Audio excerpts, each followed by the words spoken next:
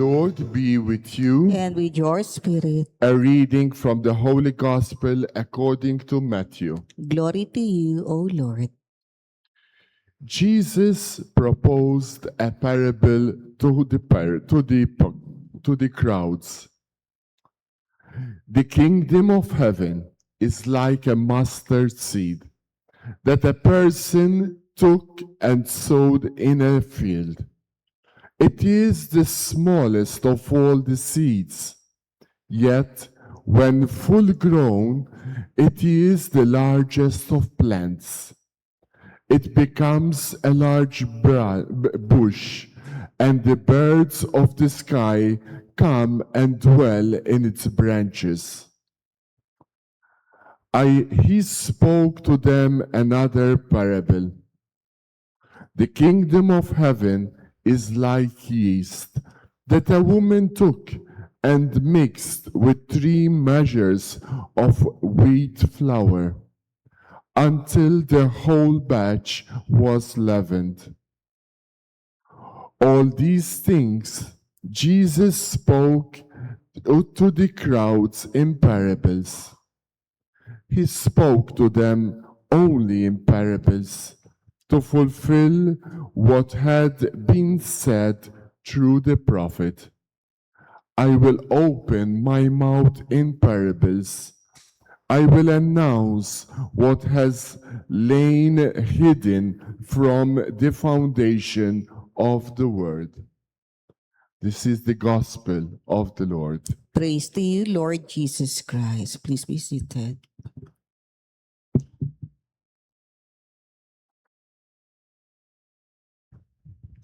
Praise be Jesus Christ. Now and forever. Good morning, mga kapatid.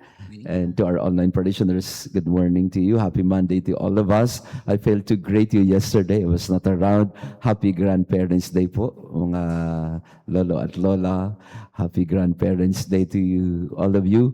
I was busy for 3 days organizing this Philippine Conference on New Evangelization at UST, beginning Friday, Saturday, and Sunday. So practically every day, I was in the University of Santo Tomas, well, together with Father Mark and Father Augustine as well. And Cardinal Chito was one of our guests, and I can't forget what he said, something about the seed, the power of the small things. He said, among other things, do not underestimate the power of the little seeds that you sow, the small things, because those small things mattered in the end, because they can grow later on into full-blown vocation or service in the church. The power of the little things. Do not and never underestimate them. In our gospel today, in our reading from the prophet Jeremiah, we are given these ordinary images of loincloth, the seed, the mustard seed, and the yeast. Very ordinary things. In the culture of the Jews, loincloths are very important. In our culture, cinturon. Because they wear tunic, so they needed always some sort of a belt so that it can be tied to their waist. Like very much like what our sisters wear, no? Mga madre, meron mga belt yan, no? To as part of their habit. So the loincloth is very important. It needs to be always attached to your body. But Jeremiah, in our first reading, was saying, the Lord instructed, ilagay niyo yung loincloth na yan, tago niyo sa ilalim ng bato. And after some days, kunin niyo. At nung nakita nila yung loincloth that was separated from the body of a person, it dried up. And it was destroyed. It's not functional anymore. The message of Jeremiah, itong sinturon na ito, pag nilagay mo sa baul at di mo ginamit, masisira yan. So it's always important to wear it, to use it, attached to your body all the time. Small thing, but very important and useful for all of us. Same thing with the image of the seed, the mustard seed, and the yeast. They are ordinary materials or ordinary things that we see, but more often than not, we do not recognize them. Madalas sa hindi, dinadaan-daan na lang natin yan at iniitsapwera lang kasi hindi naman noticeable, hindi naman prominent, nothing grand about it. But the Lord tells us that these small things, the mustard seed, it begins small, but it can grow into a full-grown tree. And the yeast, once you place it with the dough, it can create some delicious bread for your breakfast. So little ingredients in our life, they matter. Do not underestimate the power of these little things. Yung sinturon mo, ordinaryo lang yan eh. Pag hindi mo suot yung sinturon mo, nako, makaka-iskandalo ko sa kapwa mo pag nahuhubaran ka dahil wala ang sinturon mo. Ganun din kapag ka ikaw ay nagbe-bake ng isang cake, pag wala ang pampaalsa, masama ang lasa. Ganun din ang mga puno, pag hindi mo tinanim ang maliit na buto, wala kang matataas na puno. Small things matter. And every day, we need to recognize the value, the importance of the little things.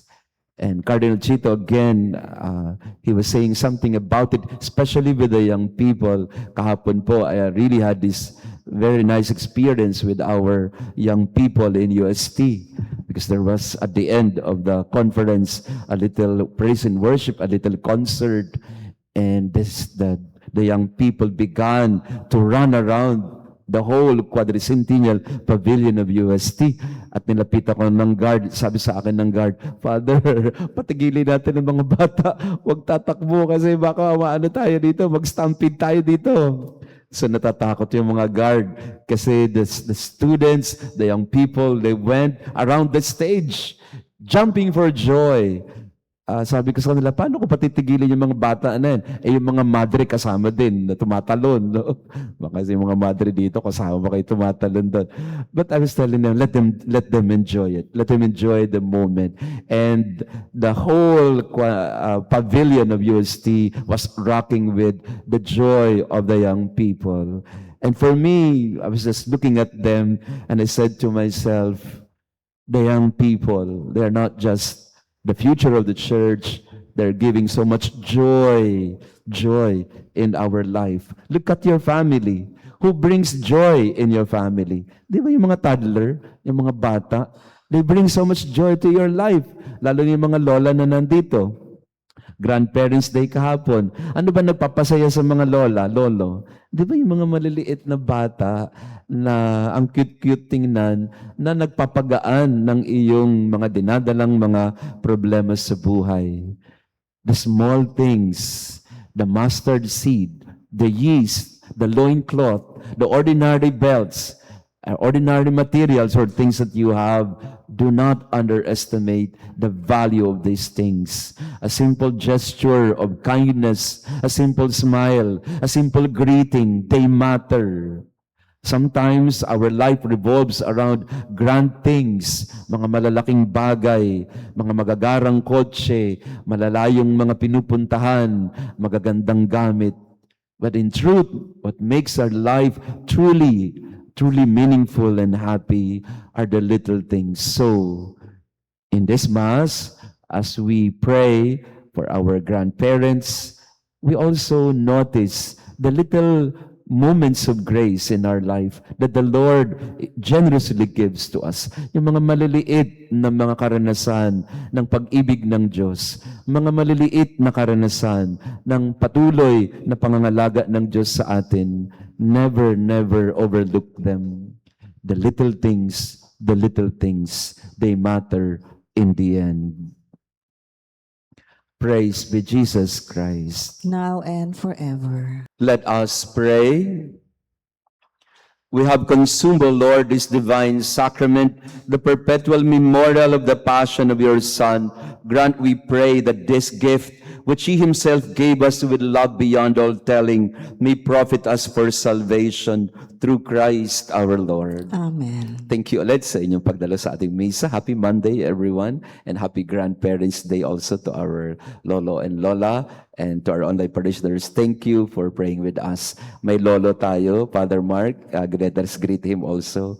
Happy Grandparent Day, Father. Father Mark will be away for 2 months, no? Iiwanan tayo for 2 months, August and September. So tomorrow he'll say Mass to say goodbye, at least for 2 months.